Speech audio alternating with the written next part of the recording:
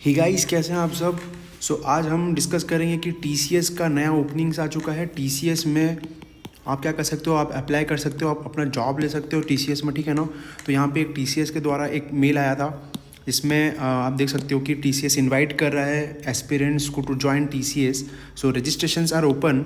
तो अगर आप आईटी में जाना चाहते हो या टीसीएस जैसी बड़ी कंपनी में ज्वाइन करना चाहते हो तो आपके लिए ये बहुत बड़ा मौका है, आप यहाँ पे जा सकते हो। तो सबसे पहले आपको अपना ये देखना पड़ेगा कि आप कौन से ग्रेजुएशन स्ट्रीम से हो। तो अगर आप टीसीएस के ऑफ कैंपस में, जो अब मैं यहाँ पे मार्क कर रहा हूँ, टीसीएस ऑफ कैंपस अगर आपको वहाँ पे अप्लाई करना है तो आपका एलिजिबिलिटी क्राइटेरिया ये है कि आप बीटेक से होना चाहिए, एमई एमटेक या एमएससी या एमसीए से आप ग्रेजुएट होना चाहिए, और आपका पासिंग आउट जो होना चाहिए वो 2019 से लेकर 2021 तक है। और ये रहा उसका रेस्पेक्टिव लिंक मैं यहाँ पे दे दिया हूँ। तो आप इस लिंक को क्लिक करके आप अप्लाई कर सकते हैं फॉर टीसीएस ऑफ कैंपस।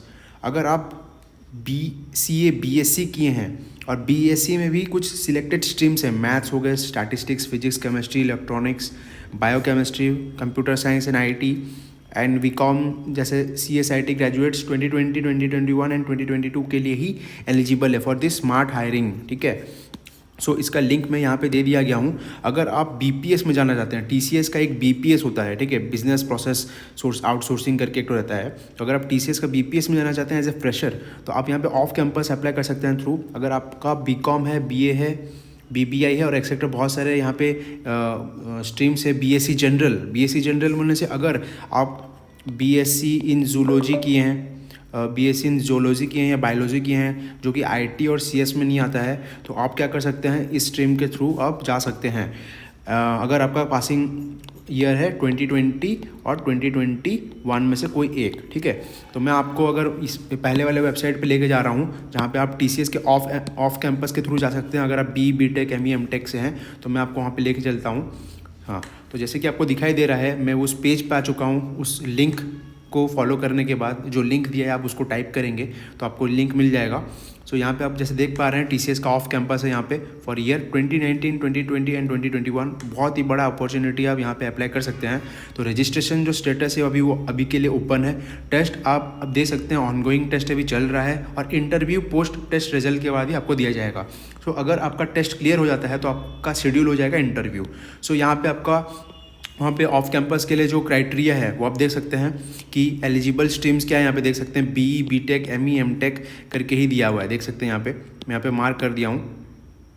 यहाँ से आप देख सकते हैं कि ये जो स्ट्रीम है ये वाली, ये BTech के लिए है, ME MTech अगर आप BTech कर चुके हैं, MTech कर चुके हैं, MSc कर चुके हैं, MCA कर चुके हैं और आपका पासिंग आउट, तो आप ग्रेजुएशन पासिंग आउट अगर 2019 है, 2020 है तो आप एलिजिबल हो, ठीक है।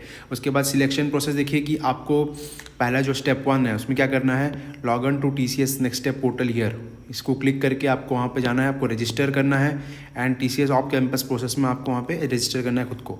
If you are registered user kindly log in proceed to complete the application form. अगर आप पहले से रजिस्टर कर चुके हैं तो आपको जो लॉगिन ID दिया रहेगा, पासवर्ड दिया रहेगा, उससे आपको करना है फॉर द ड्राइव, ठीक है।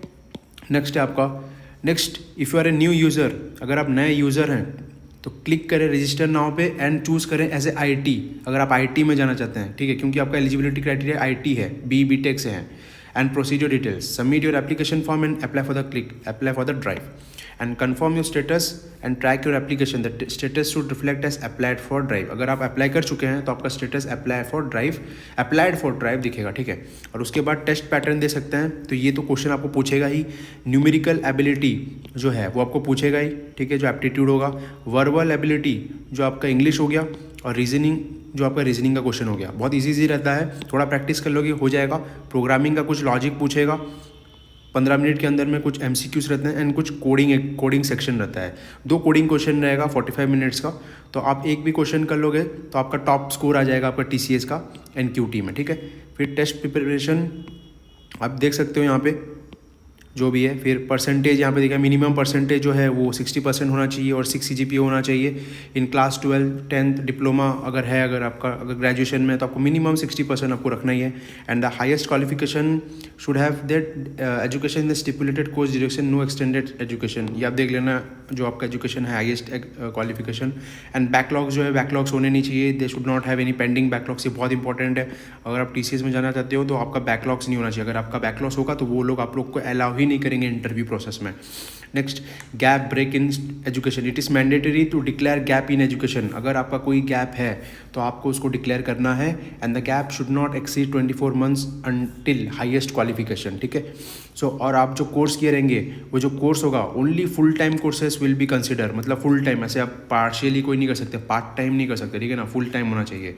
And the students who have completed their secondary or senior secondary course from NIOS, National Institute of Open School, are also eligible for this process.